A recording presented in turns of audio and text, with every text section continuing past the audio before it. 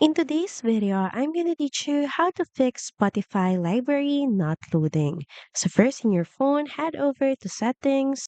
Next, look for app management or app list. In my case, I'm going to search for app list.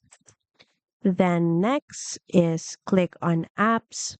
Now here, just look for Spotify. If you have an option to just search for it, do so. Then click on Spotify. Next is click on storage and cache. Then proceed by clearing your storage. In my case, I'm going to click on clear storage. Then proceed by deleting. Just a reminder that doing this will delete all your downloaded songs on Spotify. Then once done, head over and try launching Spotify again to see if the problem has been solved. So that's pretty much it. Thank you very much for watching this video and I'll see you again on the next one. Bye!